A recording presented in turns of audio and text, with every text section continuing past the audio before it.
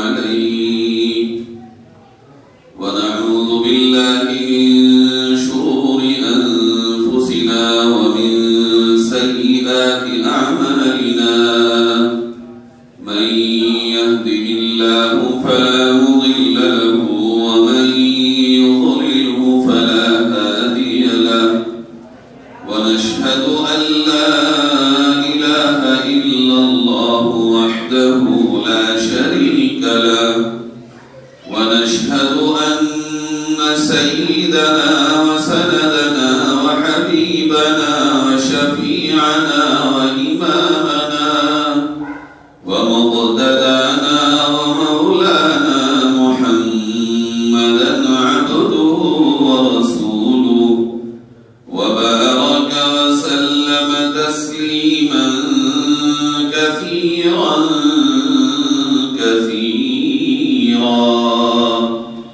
أما بعد فأعوذ بالله من الشيطان الرجيم بسم الله الرحمن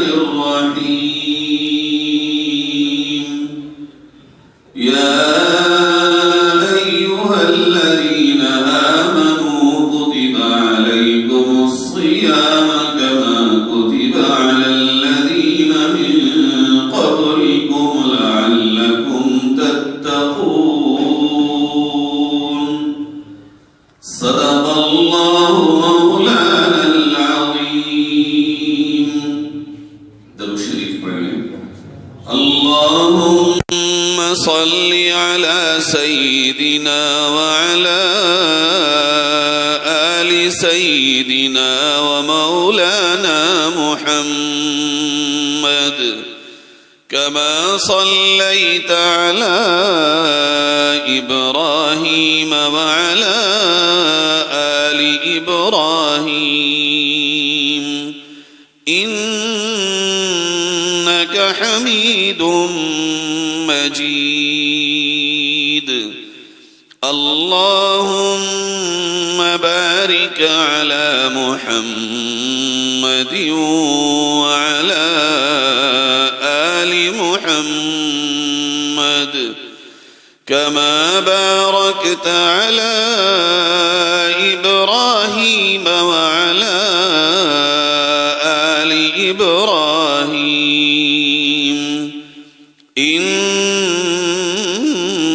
إنك حميد مجيد.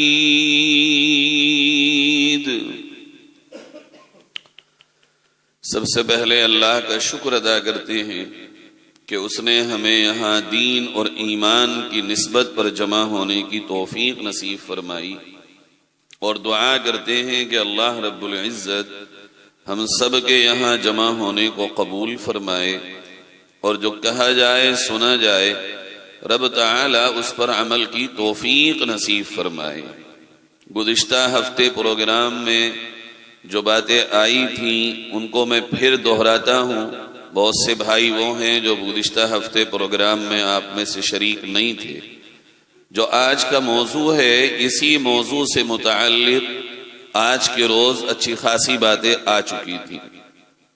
اس میں بنیادی طور پر رمضان کے آنے سے پہلے رمضان کی تیاری کرنا، اس طرح کہ رمضان میں اور غیر رمضان میں کاموں میں فرق کر لیا جائے.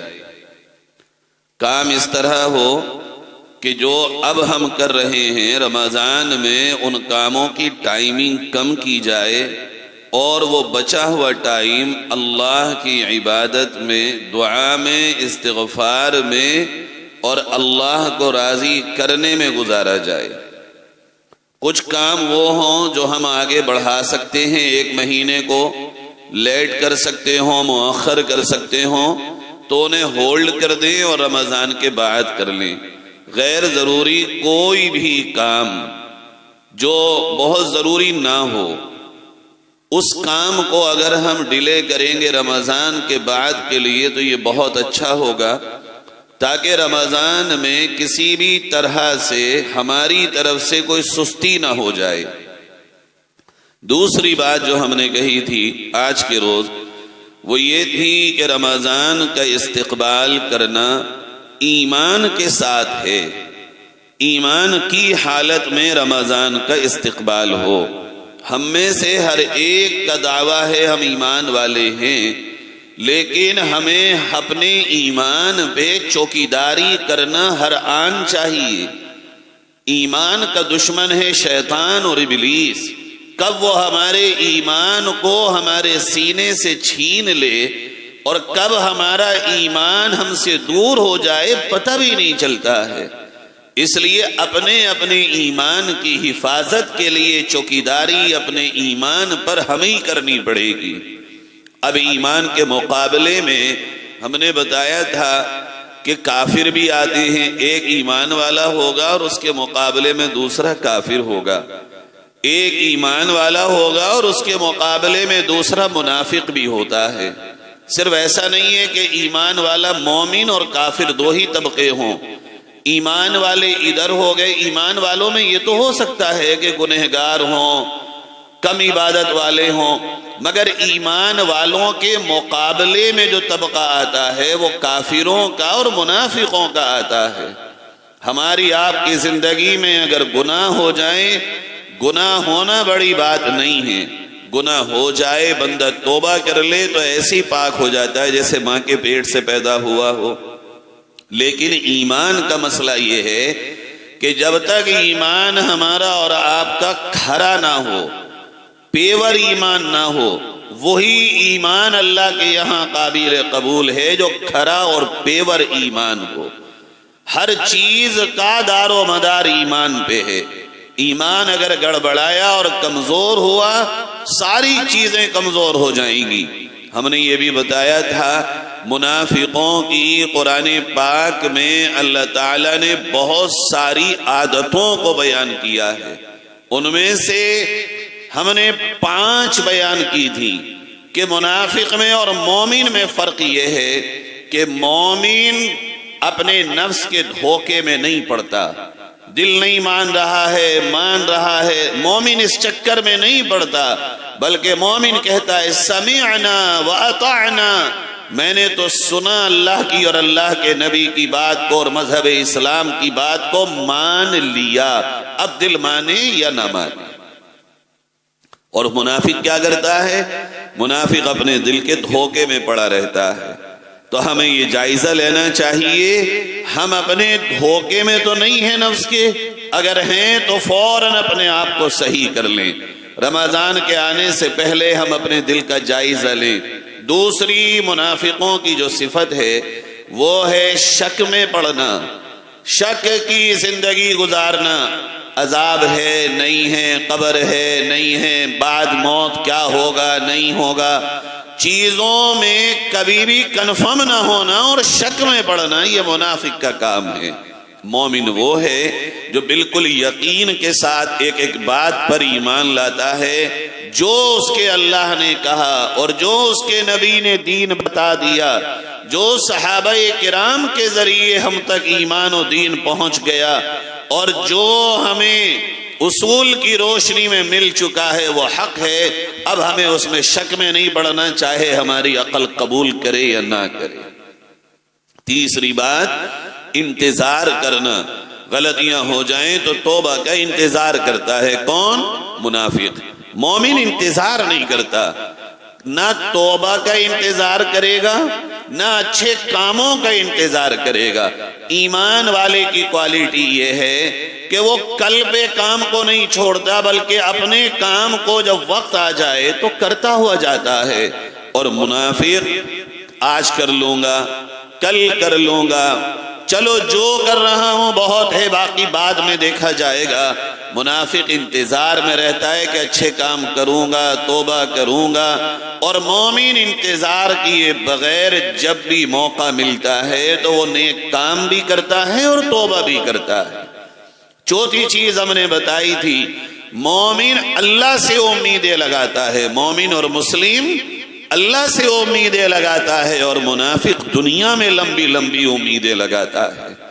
پانچویں چیز ہم نے بتائی تھی جو بڑی ڈر کے ساتھ بتائی تھی کہ مومن چستی کے ساتھ اور خوشی خوشی نماز کو پڑھتا ہے اور منافق سستی کے ساتھ نماز کو پڑھتا ہے.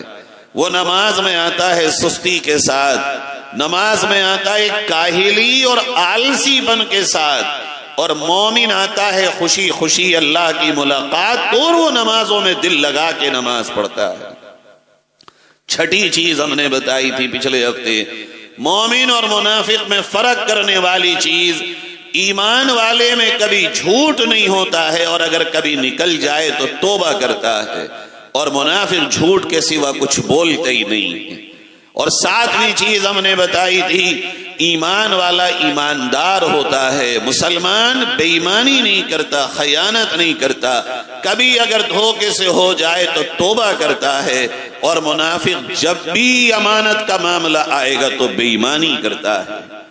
آٹھویں چیز ہم نے بتائی تھی کہ مومن اور مسلم وعدے کو پورا کرتا ہے، کبھی اگر ٹوٹ بھی گیا انجانے میں تو فوراً اس کی تلافی کر لیتا ہے، اور منافق جب بھی وعدہ کرتا ہے تو وعدے کو توڑتا ہے.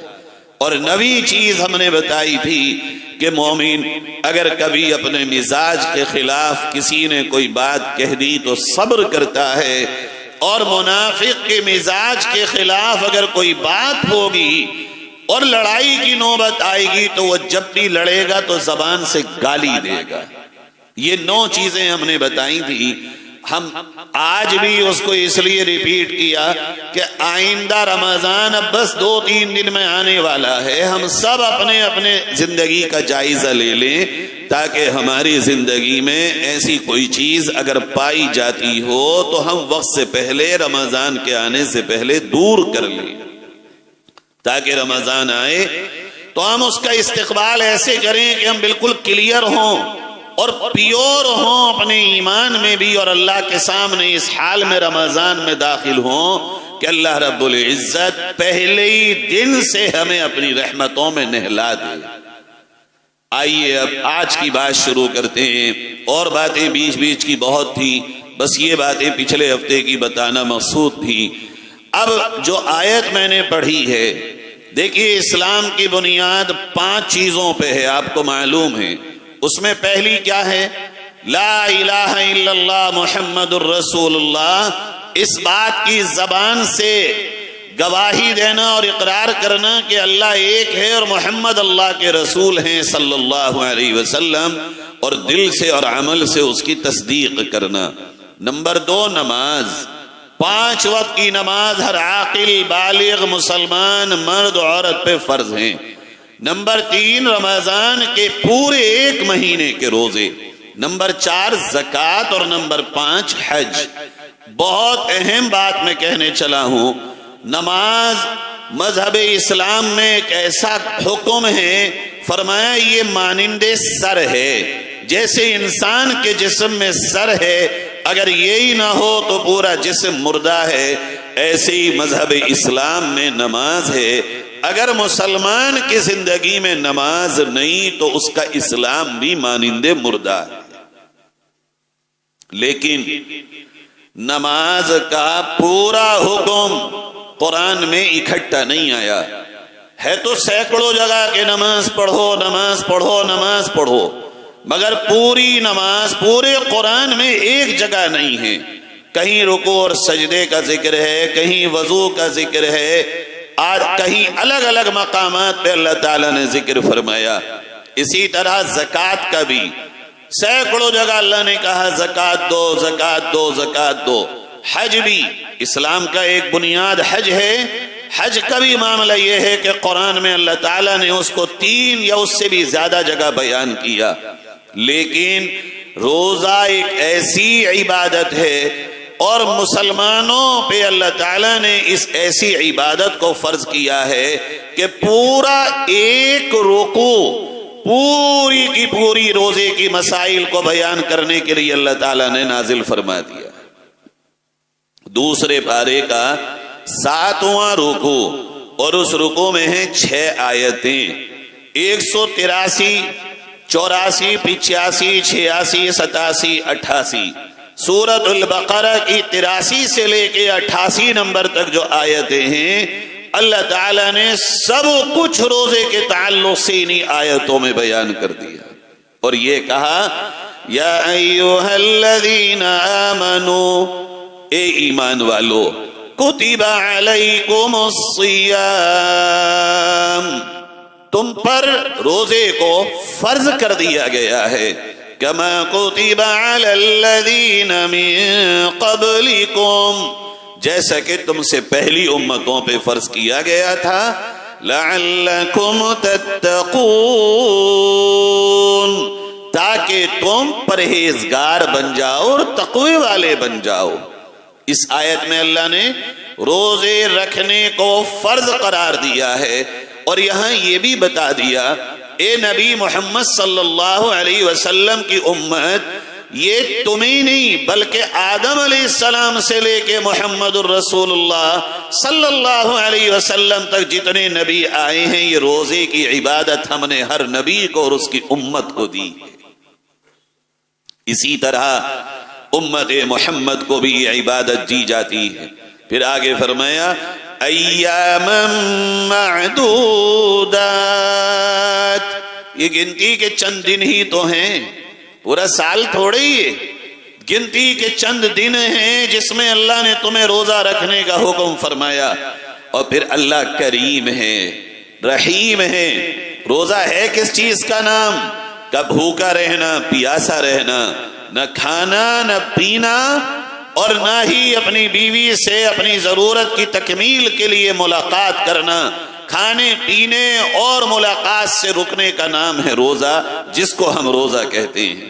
اللہ کہتا ہے میں تمہارا رب ہوں، میں تمہارا کریم اللہ ہوں، رحیم اللہ ہوں، میں نے یہ تو کہہ دیا اور تم پہ فرض کر دیا، مگر میری طرف سے رحمت سنو۔ فَمَن كَانَ مِنكُم مَّرِيضًا أَوْ عَلَى سَفَرٍ فَعِدَّةٌ مِّنْ أَيَّامٍ أُخَرَ، اگر تم میں سے کوئی سفر میں ہو، سفر سے مطلب 77 کلومیٹر کی دوری پر کوئی جا رہا ہو، سفر میں ہو یا بیمار ہو، اور بیمار ایسا ہو کہ اگر روزہ رکھے گا تو اس کی بیماری بہت زیادہ بڑھ سکتی ہے اور وہ پریشانی میں آ سکتا ہے، یا اس کی جان کو خطرہ ہو، اللہ فرماتا ہے تو تم ان روزوں کو بعد کے لیے مؤخر بھی کر سکتے ہو۔ اللہ تمہیں اپنی رحمت کا سایہ دیتا ہے، تمہیں مجبور نہیں کرتا۔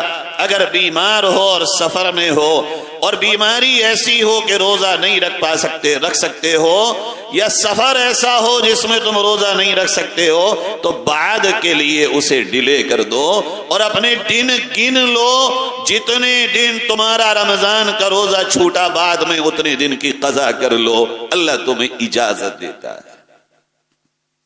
لیکن آگے فرمایا وَعَلَى الَّذِينَ يُطِيقُونَهُ فِدْيَةٌ طَعَامُ مِسْكِينٍ فَمَن تَطَوَّعَ خَيْرًا فَهُوَ خَيْرٌ لَّهُ وَأَن تَصُومُوا خَيْرٌ لَّكُمْ إِن كُنتُمْ تَعْلَمُونَ۔ یہاں میں مسائل کی گہرائی میں نہ جاتے ہوئے صرف آپ کو مسئلہ بتاتا ہوں۔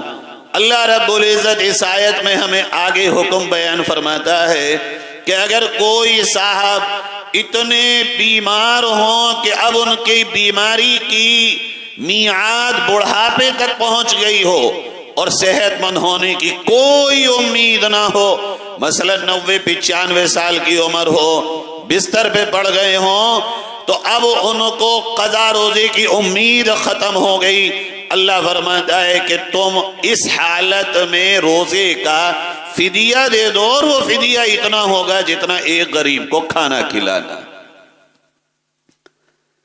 یہ ایک مسئلہ ہے، آیت میں بہت سے مسائل ہیں، وہ لمبی بحث ہے۔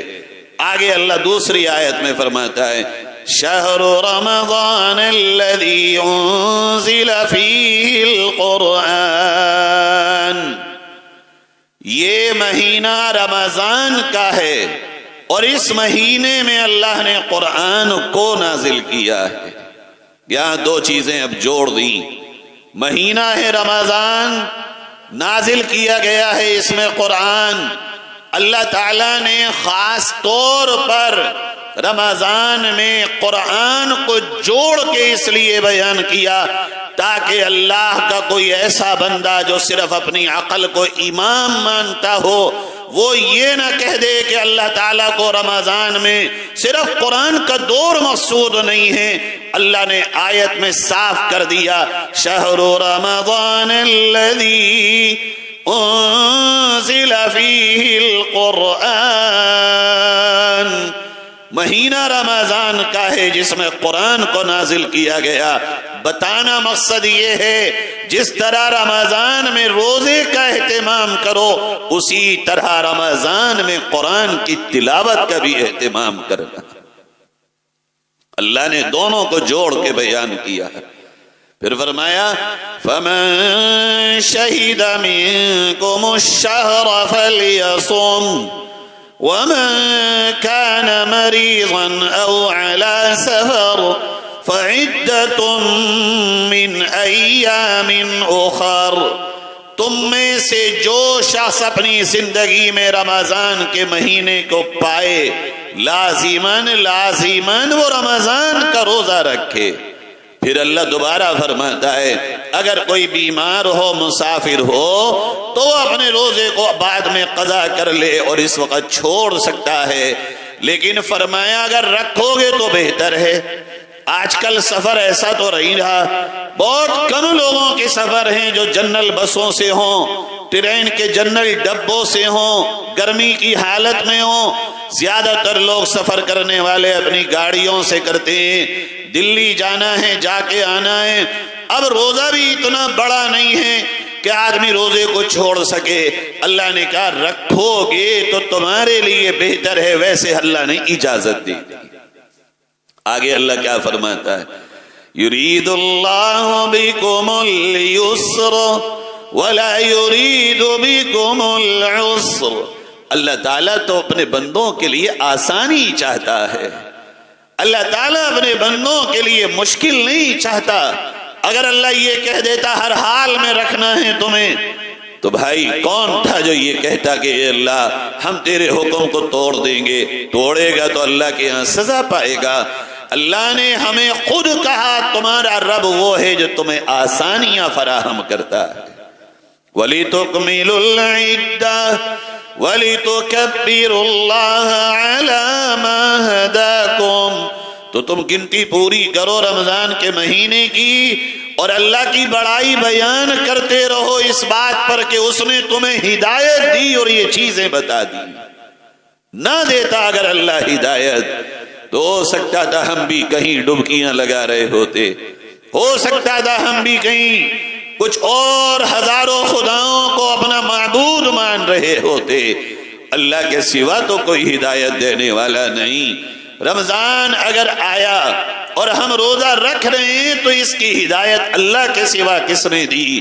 اللہ کہتا ہے اس روزہ رکھنے پہ بھی اپنی بڑائی بیان مت کرنا کہ الحمدللہ میں تو 30 پورے رکھتا ہوں 29 پورے رکھتا ہوں، میں تو لمبی تراویح پڑھتا ہوں. تکبر میں مت آنا بلکہ اللہ کی بڑائی بیان کرنا. وَلِتُكَبِّرُوا اللَّهَ عَلَى مَا هَدَاكُمْ. اللہ کی بڑائی بیان کرنا اس بات پر کہ اللہ نے تمہیں جنت کی راہ دکھائی اور ہدایت اور صراط مستقیم پر اللہ نے تمہیں چلایا. وَلَعَلَّكُمْ تَشْكُرُونَ. اور تم اللہ کا شکر ادا کرنا کہ اللہ تمہیں یہ توفیق دے رہا ہے. اگر اللہ تمہیں توفیق نہ دے تو تم اپنی طاقت سے ایک چھوٹے سے عمل کی بھی قوت نہیں رکھتے ہو. آگے اللہ نے فرمایا وَإِذَا سَأَلَكَ عِبَادِي. اے میرے محبوب حضرت محمد مصطفیٰ صلی اللہ علیہ وسلم میرے بندے آپ سے پوچھتے ہیں کہ ہمارا اللہ کتنا قریب ہے اور کتنا دور ہے. آپ میرے بندے کو بتائیے، بندوں کو بتائیے. وَإِذَا سَأَلَكَ عِبَادِي عَنِّي فَإِنِّي قَرِيب. اے میرے نبی اب میرے بندوں کو بتا دیجئے کہ میں اپنے بندوں کے بہت قریب ہوں. وَإِذَا سَأَلَكَ عِبَادِي جب میرے بندے مجھ سے دعا مانگتے ہیں تو میں ان کی دعا کو قبول کرتا ہوں. سوچئے، اب اس نقطے پہ آئیے اور غور کیجئے. اللہ نے پہلے بیان کیا رمضان کے مہینے کو، روزوں کو، پھر بیان کیا اللہ نے رمضان کے ساتھ جوڑ کے قرآن کو. اب جب روزوں کی آیت ختم ہوئی تو بیان کیا دعا کو. وَإِذَا سَأَلَكَ عِبَادِي عَنِّي فَإِنِّي قَرِيبٌ أُجِيبُ دَعْوَةَ الدَّاعِ إِذَا دَعَانِ میں اپنے بندوں کی دعاؤں کو قبول کرتا ہوں جب میرے بندے مانگتے ہیں. اور یہاں اللہ نے ہر بندے کے لیے کہہ دیا جو بھی اللہ کا بندہ اللہ سے مانگے گا اللہ اس کی دعا کو سنے گا اور قبول کرے گا. یہاں یہ بتا دیا رمضان جہاں روزے کا مہینہ ہے، جہاں قرآن کی تلاوت کا مہینہ ہے، وہاں دعاؤں کے مانگنے کا بھی مہینہ ہے.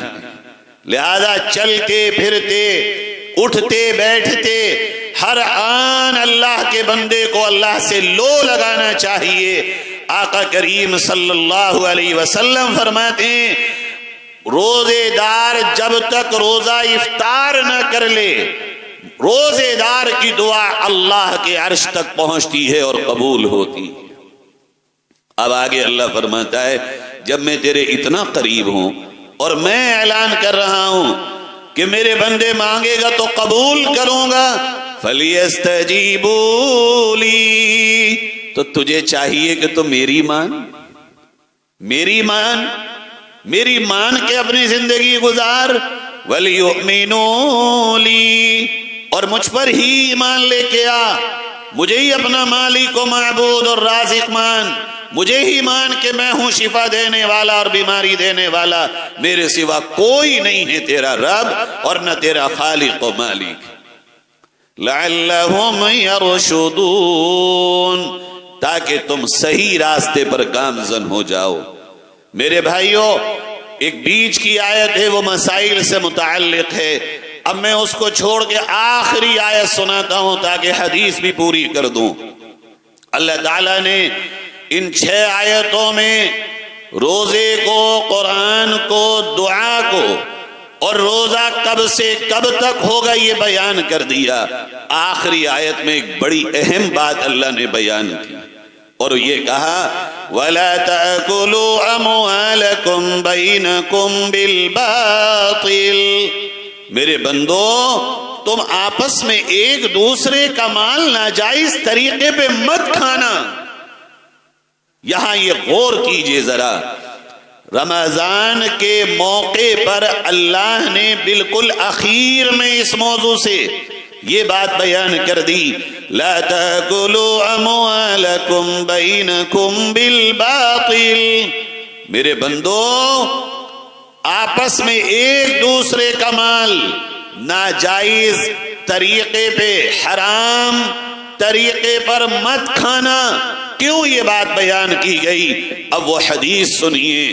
اللہ کے نبی صلی اللہ علیہ وسلم فرماتے ہیں جو شخص دن بھر روزہ رکھے مگر افطار کے وقت میں حرام کی آمدنی سے لائے ہوئے کھانے کو اور حرام سے کمائے ہوئے پیسے سے بنے ہوئے کھانے کو کھائے، اس کے روزے رکھنے اور نہ رکھنا بالکل برابر ہے.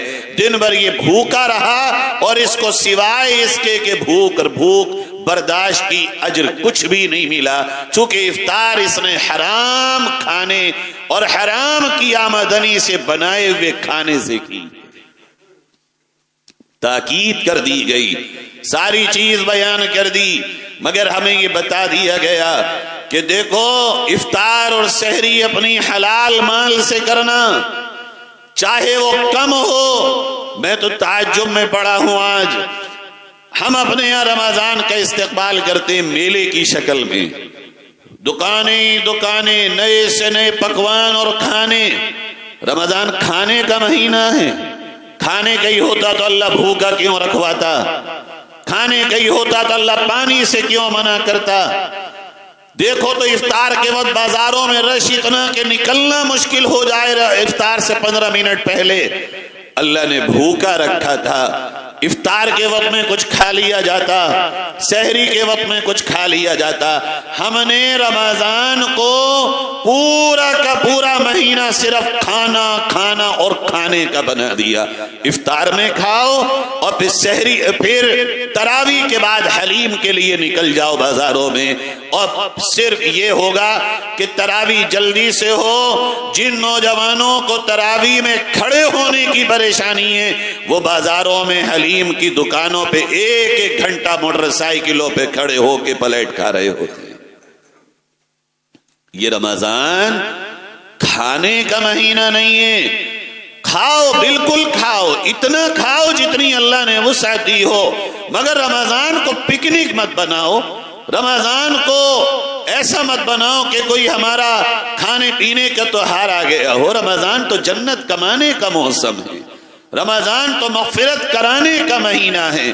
رمضان تو اللہ سے مانگنے کا مہینہ ہے. رمضان اپنی دنیا اور آخرت سنوارنے کا مہینہ ہے. رمضان اپنے دل کی اجڑی ہوئی دنیا کو نور سے منور کرنے کا مہینہ ہے. اس لیے رمضان سے پہلے ابھی ہم غور کر لیں کہ بھئی ہمارے پاس جو بالکل پیور آمدنی ہو اس سے افطار اور سحری کریں گے. شک والی آمدنی ہو یا اس میں ہمیں ذرہ برابر شبہ ہو کہ یہ آمدنی ہماری حلال ہے یا نہیں ہے, افطار اور سحری اس سے نہیں کریں گے. یہ ہے قرآن. اب رمضان سے پہلے دوسرا کام بھی بتا دیا گیا. پہلا کام ایمان چیک کرنا اور دوسرا کام اپنا مال چیک کرنا, تاکہ افطار اور سحری ہمارے گھر میں وہ ہو جو بالکل پیور ہو. اب ہے تیسرا کام معاملات چیک کرنا, ایمان چیک کرنا, مال چیک کرنا, معاملات چیک کرنا. وہ کیوں؟ پیارے آقا صلی اللہ علیہ وسلم فرماتے ہیں, پیارے آقا صلی اللہ علیہ وسلم ایک مرتبہ منبر کی سیڑھیوں پہ مسجد نبوی کی تشریف لے کے جا رہے ہیں. پہلی سیڑھی پہ قدم رکھا, فرمایا آمین. دوسری سیڑھی پہ قدم رکھا, فرمایا آمین. تیسری سیڑھی پہ قدم رکھا, فرمایا آمین. صحابہ بے چین ہوئے کہ آقا نے آج سے پہلے تو یہ کام نہیں کیا, آج کیا ہے, لاؤ معلوم کر لیں. صحابہ نے سوال کیا, آقا آج سے پہلے تو آپ منبر پہ چڑھتے تھے تو آمین نہیں کہتے تھے, آج آپ آمین کہہ کے چڑھے ہیں, ہو سکے تو آپ حکمت سے پردہ اٹھا دیجئے, راز کھول دیجئے. آپ نے فرمایا ہاں, جب میں نے پہلی سیڑھی پہ منبر کے قدم رکھا تو جبریل آئے اور انہوں نے یہ کہا کہ یا رسول اللہ میں اللہ کی طرف سے آیا ہوں اور آج میں بد دعا کرنے آیا ہوں. دعا کرنے نہیں, بد دعا کرنے آیا ہوں. اور اللہ کا حکم یہ ہے میں بد دعا کروں گا اور آپ اس بد دعا پر آمین کہیے. اب آپ سوچیے, جبریل فرشتوں کے سردار ہیں, جبریل قرآن کو لانے والے ہیں, جبریل اللہ کے سب سے مقرب فرشتے ہیں, اور حضور نبی اکرم صلی اللہ علیہ وسلم امام الانبیاء ہیں. فرمایا آقا نے کہ جبریل نے بد دعا کی کہ اے اللہ ہلاک اور برباد فرما اس کو جو اپنے ماں باپ کو پائے مگر ان کی خدمت کر کے جنت نہ کما سکے اور ان کو ستائے. ماں باپ کی نافرمانی کی بد دعا جبریل امین کی, جو نافرمانی کرے گا اس کے ساتھ جبریل کی بد دعا اور آقا کریم صلی اللہ علیہ وسلم کی اس پر آمین ساتھ رہے گی. اب لوگ کہتے ہیں چھوٹے چھوٹے لوگوں سے لوگ ڈر جاتے ہیں کہ بھئی بد دعا نہ لگ جائے. یہاں تو فرشتوں کے سردار کی بد دعا اور کائنات میں نبیوں کے امام کی اس پہ آمین ہے. اگر تیرے ماں باپ کو تو نے ستایا تو نہ دنیا میں تو خوش رہے گا نہ آخرت میں خوش رہے گا. نبی نے فرمایا شب قدر ہو, اس رات میں حدیث میں آتا ہے کوئی بھی اللہ کا مومن بندہ یا بندی کھڑا ہو بیٹھا ہو، سجدے میں ہو، رکوع میں ہو، ہاتھ اٹھائے ہوئے ہو، تسبیح پڑھ رہا ہو، قرآن پڑھ رہا ہو، اگر لمحے کو بھی عبادت اسے نصیب ہو ایمان کی حالت میں، اللہ تعالیٰ اس کی اس رات میں مغفرت فرما دیتا ہے، سوائے اس کی جو ماں باپ کا نافرمان۔ اس لیے رمضان کے آنے سے پہلے ہمیں کیا تیسرا کام کرنا ہے؟ معاملات کا چیک اپ، اور معاملات میں، رشتوں میں سب سے اوپر جو رشتہ ہے اس دھرتی پہ، سب سے اوپر رشتہ ہے میری ماں اور میرے باپ کا میرے ساتھ، ہر رشتہ اس کے بعد ہے۔ نوجوانوں کو خاص طور پر اپنے ماں باپ سے اپنے معاملات کو صحیح کر لینا چاہیے۔ اگر کسی کو یہ لگتا ہے کہ میری ماں یا میرے باپ دکھی ہیں، آج ہی میں ایک ویڈیو سن رہا تھا، ایک بہت بڑے یوٹیوب پہ برادران وطن کے دھرم گرو آتے ہیں، ان سے خاتون نے سوال کیا، اس سوال کے جواب میں انہوں نے بتایا کہ میرے یہاں انہی کے مذہب کی 250 وہ عورتیں ہیں جن کے بچوں نے انہیں گھر سے نکال دیا، اور میں ان کی خیال کرتا ہوں، میں انہیں رکھتا ہوں۔ اور انہوں نے بتایا کہ میرے یہاں ابھی چند دن پہلے ایک اسی طرح کی بوڑھی عورت کا انتقال ہوا، میں نے ان کے لڑکے اور لڑکیوں کو فون کیا، مگر وہ نہیں آئے تو میں نے ہی ان کی آخری رسومات ادا کی۔ میرے عزیزو، صرف اسلام ایک ایسا مذہب ہے جو یہ کہتا ہے تیرا مالک تجھ سے راضی نہیں ہو سکتا جب تک کہ تیرے ماں باپ تجھ سے راضی نہ ہو۔ دنیا میں یہ تعلیم کہیں نہیں مل سکتی ہمیں اور آپ کو، اور یہ کہہ دیا ہو کہ جہاں رمضان، اللہ تو ایک ایک لمحے میں رمضان میں یہ کام کرو تو مغفرت، یہ کرو تو مغفرت، یہ کرو تو مغفرت۔ فرمایا نبی کریم صلی اللہ علیہ وسلم نے رمضان میں من فطر صائما، جو بھی میرا امتی اپنے کسی مومن بھائی بہن کو خالی افطار کرا دے، روزہ تو بہت بڑا عمل ہو گیا، تراویح اور بہت بڑا عمل ہو گیا، صدقہ خیرات تو اور بڑا عمل ہو گیا۔ نبی نے فرمایا اللہ رمضان میں مغفرت کیسے کرتا ہے ذرا سوچو۔ فرمایا من فطر صائما، اس کی مغفرت کا عالم یہ ہے کہ اگر کوئی بندہ صرف روزے دار کو افطار کرا دے اللہ اس کی مغفرت کر دیتا ہے، اور مغفرت ہی نہیں کرتا۔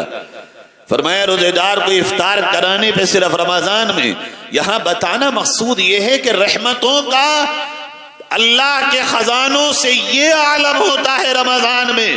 جب چھوٹے سے عمل کا یہ عالم ہے تو آپ سوچئے ایسا لگتا ہے جیسے ہر کونے پہ اللہ کی رحمت اور مغفرت برس رہی ہو۔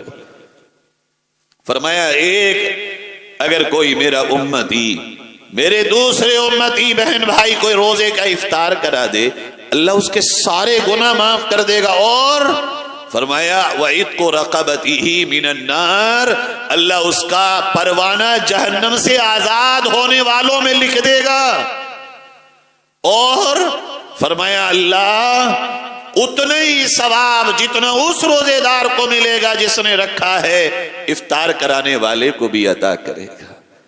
اب ذرا یہاں غور کیجئے پیارے جوانوں، میری اور آپ کی وہ مائیں جو روزے کی حالت میں کچن میں چولہے پہ کھڑے ہو کے میرے آپ کے لیے طرح طرح کے پکوان بنا رہی ہوتی ہیں، یہ تینوں ثواب ان کو نہیں ملیں گے؟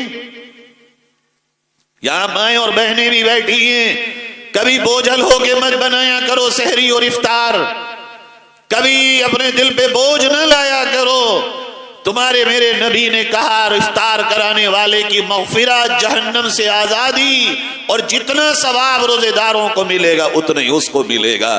تو میری ماں، میری بہن جو گھروں میں بناتی ہیں انہیں تو بدرجہ اولا ملے گا، یہ تو اس کی سب سے پہلی حقدار ہیں۔ ان کے شوہر کے روزے کا ثواب بھی، ان کے بچوں کے روزے کا ثواب بھی، اور کسی کے ثواب میں کوئی کمی نہیں، اور اللہ مغفرت بھی کر دے گا۔ اب آپ بتائیے کتنا چھوٹا سا عمل ہے بظاہر، لیکن اللہ نے اعلان کیا کر دیا؟ اچھا وہ باپ جو رات دن کما کے اپنی بیوی بچوں کے لیے دوڑ توڑ کر کے گھر چلا رہا ہو، جو سحری افطار کا انتظام کر رہا ہو، کیا یہ تینوں اجر اللہ تعالیٰ اس گھر کے اکیلے ذمہ دار کو نہیں دے گا؟ اول نمبر پہ وہ مستحق ہے، پھر عورتیں مستحق ہیں۔ میرے پیارو، اس سے بھی آگے بڑھ کے اب میں آپ کو بتاؤں اللہ کی مغفرت کیسے آتی ہے رمضان میں، کیسے اللہ تعالیٰ رحمت کے خزانے کھول دیتا ہے اپنے اس ماہ سیام میں۔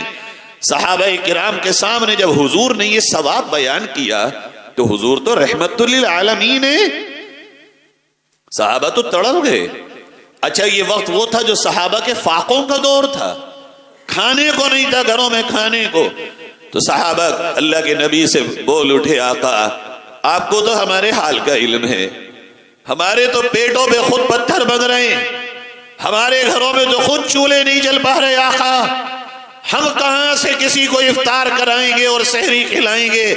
ہماری صورتحال تو آپ کو خود معلوم ہے۔ اور یہ وہ وقت ہے کہ جب نبی کے گھر میں خود حضرت عائشہ کہتی ہیں ایک چاند نکلتا، دوسرا نکلتا، تیسرا چاند نکلتا، مگر کائنات کے امام الانبیاء کے گھر میں دو دو چاند پورے گزر جاتے تھے، چولہے میں آگ نہیں جل پاتی تھی۔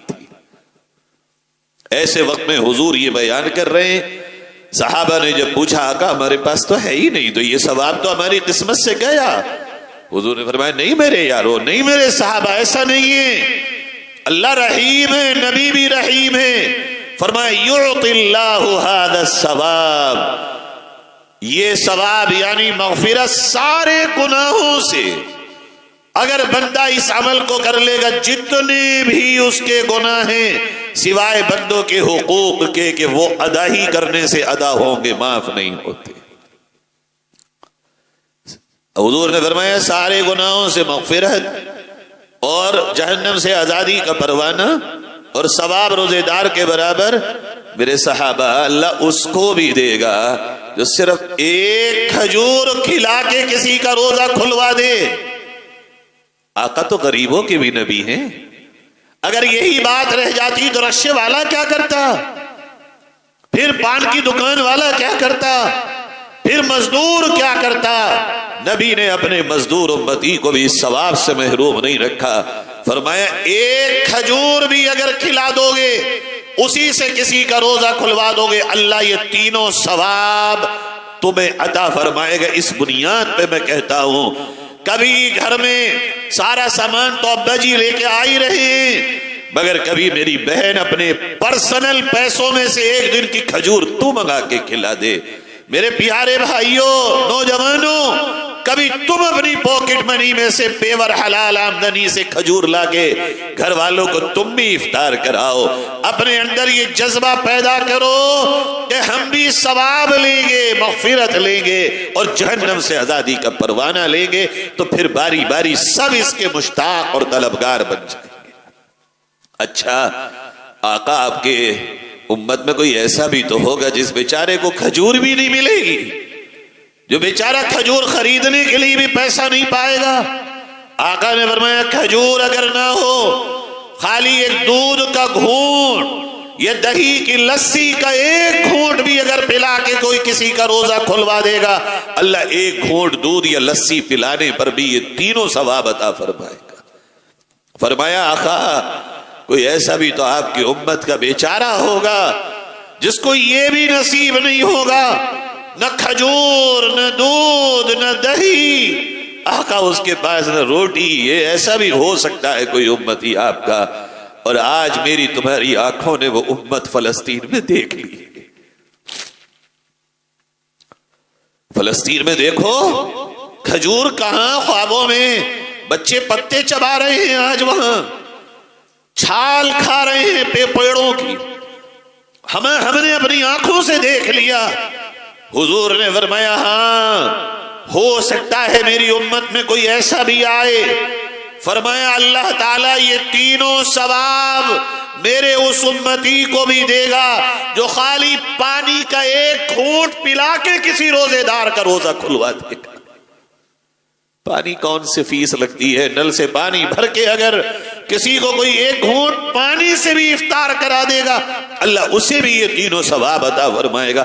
آپ ذرا غور کیجئے کہ رب تعالیٰ نے چاروں طرف سے اپنے حبیب کی امت پر ایسا لگتا ہے کہ بندشیں لگا کے بس رحمت رحمت رحمت مغفرت مغفرت اور مغفرت برسا دی.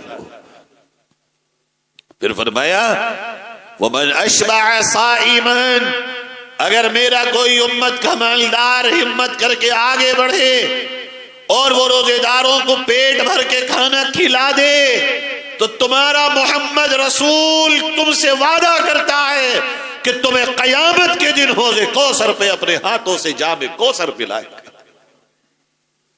یہ سوچئے تو اب عمل کیا ہے اور اجر کیا ہے.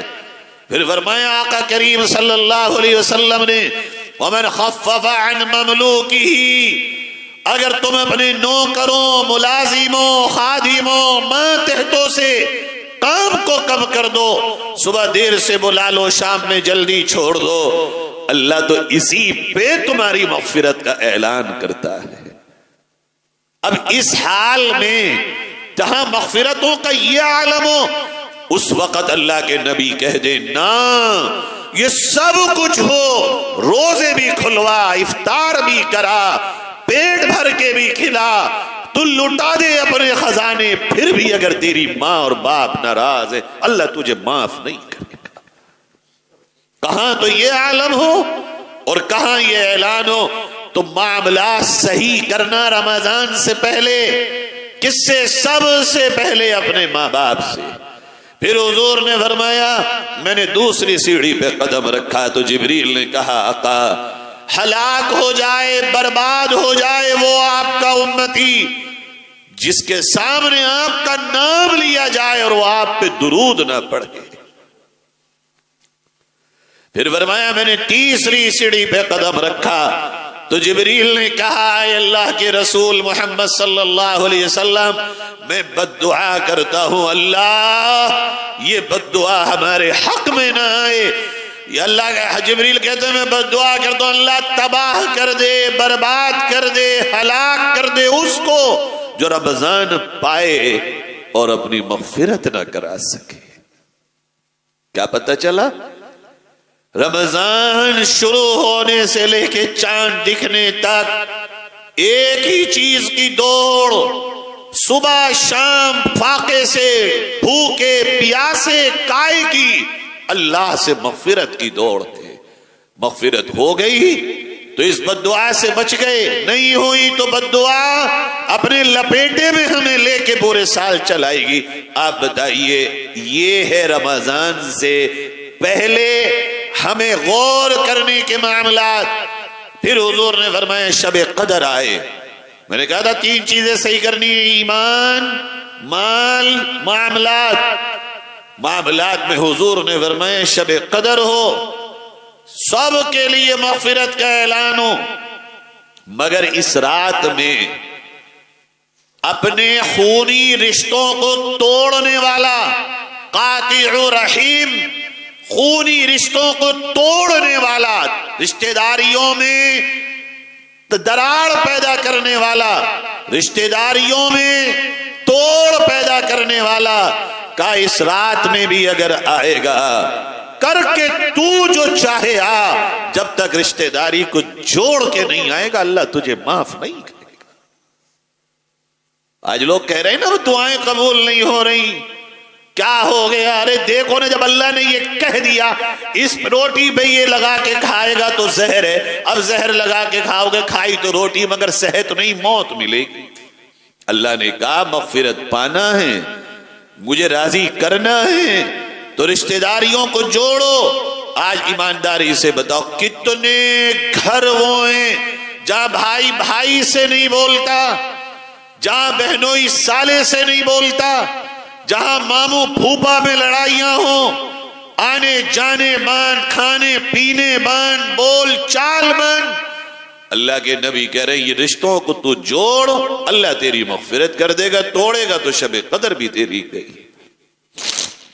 اب سوچئے ہمارا آپ کی یہ ناک اونچی رکھنی ہے یا قبر میں یہ ناک جا کے جہاں ٹوٹ جائے گی جہاں جسم گل جائے گا، کیڑے کھا جائیں گے، ہڈیاں بھی ختم ہو جائیں گی۔ دیکھو کتنی قبریں کھد گئی، کہاں گئے ان کے اندر کے لوگ؟ اب دنیا میں ناک کے لیے اور مغفرت رہ گئی تو کتنا بڑا نقصان ہے۔ ناک نیچی کر کے رمضان سے پہلے پہلے اپنے معاملے صحیح کر لو۔ جہاں جہاں ناراضگی ہو، لڑائیاں ہوں، اپنے کرم کا اور مغفرت کا معاملہ فرماتے۔ تیسری چیز فرمائی، اپنے دل کے معاملے کو صحیح کرو۔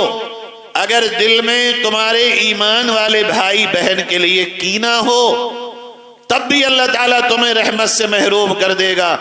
کینے کا مطلب دوسرے کی بربادی کے لیے سوچ رہے ہو، اس کو کیوں ملا، کیوں ملا، کیوں ملا، یہ تباہ ہو، یہ برباد ہو، یہ خراب ہو جائے، بے عزت ہو جائے۔ اپنے دل کو پاک کر لو۔ اور حضرت حکیم الامت نے فرمایا اس کی پاکی کا آسان راستہ یہ ہے، جسے تمہیں لگتا ہے کہ وہ تم سے آگے بڑھ گیا، تم اسے دعا دو۔ تم اس کے لیے دعا کرو گے، فرشتے بدلے میں تمہارے لیے دعا کریں گے، اور دل سے کینہ بھی دور ہو جائے گا۔ خاص طور پر جو میری مائیں یہاں آئی ہیں، جو میری بہنیں آئی ہیں، میں ان سے بڑے ادب سے درخواست کرتا ہوں، ہمارے آپ کے گھروں میں جو عورتوں میں ناچاقیاں اور بول چالوں کا بند ہونا، ساس بہو کا اور نند بھاوچ کا، یہ ہمارے آپ کے گھروں میں پڑوسن کا لڑائیوں کا معاملہ ہے۔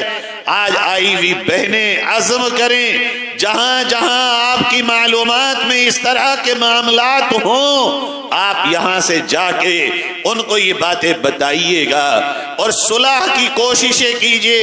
ایسا نہیں ہے اللہ کا دین بتایا جائے تو عمل نہ ہو۔ اگر بتانے والا اخلاص کے ساتھ اپنی بات کو لے کے رسول کے امتی کے پاس پہنچے گا، اللہ اس کے دل میں ڈال ہی دیتا ہے۔ یہاں آئی ہوئی بہنیں عورتوں پہ کام کیجیے تاکہ لڑائیاں ختم ہوں، پیار کا ماحول ہو۔ ایک روایت میں تو حدیث میں یہاں تک آتا ہے، اللہ تعالیٰ ہر پیر اور جمعرات کو اپنے بندوں کی مغفرت کر دیتا ہے، سوائے ان دو بندے اور بندیوں کی جن کا آپس میں جھگڑا ہو۔ جب تک کہ ان میں صلح نہ ہو جائے، ان کی پیر جمعرات کی مغفرت بھی لٹکی رہ جاتی۔ اور چوتھی چیز فرمائی یہ شراب، اس پر زیادہ مجھے گفتگو کرنے کی حاجت بھی نہیں ہے۔ یہ ہے میں نے بتایا تین چیزیں، معاملات صحیح کر لیں بھائی۔ اگر معاملات صحیح نہیں ہوئے، دیکھو سچی بات تو یہ ہے، یہ رمضان زندگی میں آخری نہ ہو، یہ ممکن ہے، ہو سکتا ہے آخری ہو، اور گزارنا ہی ایسے چاہیے جیسے آخری ہو۔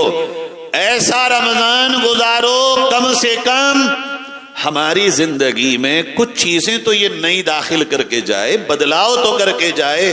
لوگ کہتے ہیں عادت پڑ گئی، سگریٹ نہیں چھوڑتا، عادت پڑ گئی، پان نہیں چھوڑتا، عادت پڑ گئی۔ یہ پوسٹ میں نے پڑھی، بڑی اچھی لگی، آپ کو سنا رہا ہوں۔ تمہاری غلط چیزوں میں عادتیں پڑ جاتی ہیں۔ ایک مہینہ روزہ رکھ کے رب سے محبت کی عادت کیوں نہیں پڑتی؟ نماز کی عادت کیوں نہیں پڑتی؟ رمضان میں اللہ نے جو حلال کھانا تھا، بھائی کھانا تو حلال تھا، پانی پینا حلال تھا نا، اللہ نے اس سے ہی روک دیا تاکہ تم غلط چیزوں سے رکنے کے عادی بن جاؤ۔ جو جائز تھا جب اللہ نے اس سے ہی روک دیا تو پھر ناجائز کی کوئی بات رہ گئی؟ تو جب اللہ نے جائز سے روک کے پریکٹس کرائی تو ناجائز سے رکنے کی عادت کیوں نہیں پڑی ہماری؟ وجہ صرف یہ ہے کہ رمضان کو رمضان کی طرح نہیں گزارا۔ رمضان کو رمضان ہم سمجھ کے نہ گزار کے رسم سمجھ کے گزارتے ہیں۔ ایک رسم ہے، آئی چلے گئے، لوگوں کو عید کے کپڑوں کی فکر ہے، ارے کفن کی فکر کر۔ رمضان کپڑوں کا نہیں، کفن چمکانے کا مہینہ ہے۔ لوگوں کو عیدگاہ کی فکر ہے، ارے عیدگاہ میں جاؤ جب پہنچو، جب نہ پہنچو جب۔ قبر کی فکر کریے، قبر میں بنانے کا مہینہ ہے یہ، مومن کی قبر کو جنت کی کیاری بنانے کا مہینہ ہے۔ رمضان میں لوگ سمجھتے ہیں پتہ نہیں ہم کیا کیا کر لیں گے۔ میرے بھائیوں، پیارے آقا حضرت محمد صلی اللہ علیہ وسلم سے لے کے آج تک جو اللہ والے ہیں، جو اہل دل ہیں، وہ رمضان کے آنے کا انتظار کرتے ہیں، اور آ جاتا ہے تو اپنے آپ کو خوش نصیب سمجھتے ہیں اور ایک ایک لمحے کو کامیاب بنا کے گزارتے ہیں. آپ نیت کریے انشاءاللہ تینوں کاموں کا چیک اپ کریں گے, جہاں کمی ملے گی صحیح کر لیں گے بھائی انشاءاللہ. پہلا کام کیا ہے؟ ایمان. دوسرا کیا ہے؟ مال. تیسرا کیا ہے؟ معاملات. اور چوتھی چیز کی نیت کریے انشاءاللہ رمضان میں بھلے سے نیکیاں تھوڑی کم رہ جائیں مگر گناہ بالکل نہیں کریں گے. یہ بس اتنا کر لیجئے. آپ 2 بارے نہیں 1.5 پڑھ لیجئے گا. اللہ مجھے معاف کرے, میں دعوت نہیں دے رہا ہوں کم کی, مگر ایک بیلنس کر کے وہ چیز بتا رہا ہوں. اگر نیکیاں تھوڑی سی کم بھی رہ جائیں, گناہوں سے پاک وقت کی نیکیاں ہوں, اللہ قبول فرما لے گا. کوشش خاص طور پہ یہ کریے گا آنکھ کا گناہ نہ ہو. خاص طور پہ آنکھ کا گناہ دل کو کالا کر دیتا ہے. آنکھ کا گناہ نہ ہو, نہ غیر عورتوں کو دیکھنا, نہ موبائل کے ذریعے. آنکھ کے گناہ سے خاص طور پر میں آپ سے بچنے کی درخواست کرتا ہوں. 1 مہینے کو موبائل کو طلاق دے دو, 1 مہینے کو الگ کر دو. ضروری کام کے لیے ہاتھ میں اٹھاؤ, باقی غیر ضروری کاموں سے اپنے موبائل کو الگ کر دو. میں تو آپ کو یہاں تک دعوت دیتا ہوں رمضان میں موبائل پہ نہ تقریریں سنو نہ ناچ سنو. ہو سکتا ہے سننے ناچ چلو گے مگر کسی کھلے ہوئے بے پردہ عورت پہ تمہاری نگاہ پڑ جائے, اس سننے کا اتنا ثواب نہیں ہے جتنا اس پہ بری نگاہ پڑنے کا گناہ ہے. اللہ نے قرآن دیا ہے, کھول کے پڑھو, تسبیح ہاتھ میں لو, کلمہ درود کی تسبیح پڑھو, سجدے میں آ جاؤ, سجدہ کرو, اللہ سے مانگو, دعاؤں کے لیے ہاتھ اٹھا لو. یہ میری درخواست ہے کہ آنکھ کے گناہ اور ایک زبان کے گناہ سے اپنی حفاظت کیجیے گا. اللہ تعالی ہم سب کو وہ رمضان مقدر فرمائے جو ہماری دھلائی بھی کر دے اور ہمیں مغفرت بھی پانے کا ذریعہ بنے. وآخر دعوانا ان الحمد للہ رب العالمین.